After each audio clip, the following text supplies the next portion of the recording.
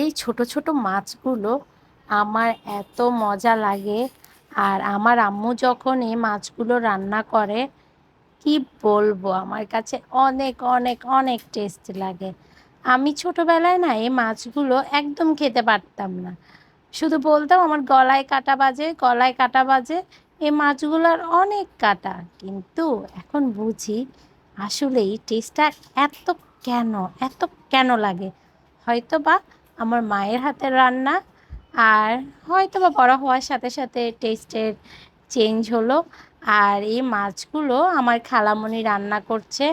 আমার আম্মু যদিও ভেজে রান্না করে না, একদম ডাইরেক্ট রান্না করে ফেলে, বাট আমার খালামণিকে দেখলাম একটু অন্য রকমভাবে রান্না করছে। মাছটাকে রান্না করার আগে ভেজে নিল, আর এভাবে মাছটা ভাজি করলে নাকি আমার খালামণি বলল কাঁটাটা আর মানে কাঁটাটা তুমি খেতে আর তোমার মানে ছাড়া ছাড়া হবে না, আর গলায়ও বাজবে না। আর এই তো দেখেন আমার খালামণি কি সুন্দর করে মশলাটা কষিয়ে নিচ্ছে। আর দেখেই মনে হচ্ছে মাছ রান্নাটা কিন্তু অনেক অনেক মজা হবে। আসলে খেতেও কিন্তু অনেক মজা হয়েছিল। ভিডিওটা যদিও অনেক দিনকার আগের, আর আমি সময় পাচ্ছিলাম না ভিডিওটা এডিট করার, কিছুটা আলসেমিও ছিল। আর এখন ভাবলাম যে না, মোবাইলে অনেকগুলো ভিডিও জমে গেছে, ভিডিওগুলো আস্তে আস্তে দেওয়া দরকার, তাই একটু সময় করে ভিডিওটা আপনাদের মাঝে দিয়ে নিচ্ছি। এই তো আমার খালামণি সুন্দর করে মাছ রান্না করছে। হ্যাঁ, বনে বনে রান্না মনে হয় একটু সেমই হয়।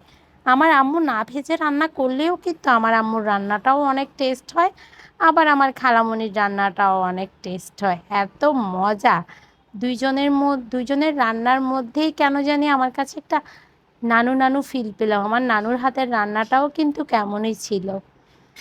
আর এই রান্নাটা কেমন হলো, আপনাদের কাছে কেমন লেগেছে দেখতে অবশ্যই কমেন্ট বক্সে জানাবেন। হ্যাঁ, এখানে যে দুইটা কালো কালো মানে কালচে মশলা দেখছেন, একটা ছিল জিরার গুঁড়ি, আর আরেকটা খালামণি সামান্য একটু করে গরম মশলা ইউজ করেছে। হ্যাঁ, গরম মশলা ইউজ করে অনেকে বলতে পারেন যেটা কি গরুর মাংস বা মাংস নাকি যেটাতে গরম মশলা দিতে হবে।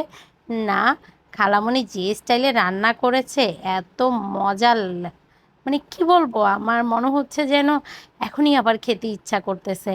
আর এই মাছটা আমি আগের ভিডিও ক্লিপে বলেছিলাম, নিশ্চয়ই এই মাছটা টক পাতা দিয়ে রান্না করলে অনেক অনেক মজা লাগে। আর আমাদের বাসায় কিন্তু আমার বাচ্চারা বা আমার হাজব্যান্ড কেউ এই মাছটা খায় না।